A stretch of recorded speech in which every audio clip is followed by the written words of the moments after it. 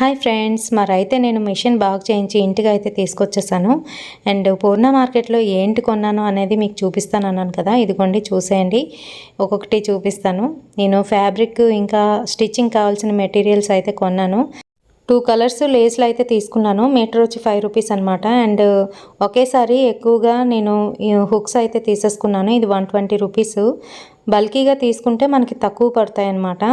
So ఇది వచ్చేసి మనకి తాళ్ళు వేసుకోవడానికి ఇంకా అలాగే బ్లౌజుల మీదకి కూడాను బాగుంటుంది ఇది.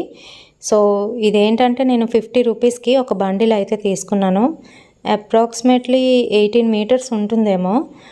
సో ఇలా బల్కీగా కొనుక్కుంటే మనకి ఎప్పుడు కావాలంటే అప్పుడు చేతిలో ఉంటాయని నేను ఒకసారి తీసేసుకుంటాను. ఫాల్స్ అయితే తీసుకున్నానండి. 12 అయితే తీసుకున్నాను. ఒక్కొక్కటి 10 రూపాయలు పడ్డాయింది. ఇంకా ఇదిగోండి ఈ ఫ్యాబ్రిక్ ఒకటి తీసుకున్నాను. ఇది 120 రూపీస్ మీటరు. 2 మీటర్స్ అయితే తీసుకున్నాను.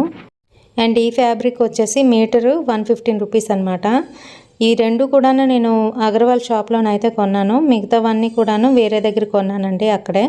సో దీనికైతే పన్న కూడా చాలా పెద్దదే వస్తుంది. ఇదివరకట్లో నేను తీసుకున్నాను కదా దానిలానే. అండ్ ఇది వచ్చేసి వేరే షాప్లో తీసుకున్నాను. ప్లెయిన్ మెటీరియల్ అనమాట. డ్రెస్కైనా లేదంటే ఇంకా దేనికైనా పనికొస్తుందని తీసుకున్నాను. అది ఎక్కువ కాస్ట్ కాదు, 40 రూపీస్ అనమాట మీటరు. సో మరొక షాప్లో తీసుకున్నాను అని చెప్పాను కదా, ఆ షాప్లోనే ఇది 170 రూపీస్కి 3 మీటర్స్ అయితే తీసుకున్నానండి. చూడండి క్లాత్ అయితే చాలా బాగుంది, నాకు బాగా నచ్చింది. కలర్ కూడా ఊడదు. అండ్ అందులోనే ప్యాంట్స్ కోసమని వేరేగా నేను ఈ రకంగా ఫ్యాబ్రిక్ అయితే తీసుకున్నాను.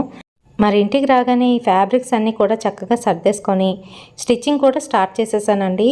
ఏంటంటే స్టిచ్చింగ్ బాగా పడుతుందా లేదా అని చెక్ చేయడం కోసం. మరి నచ్చితే లైక్ చేయండి మరి.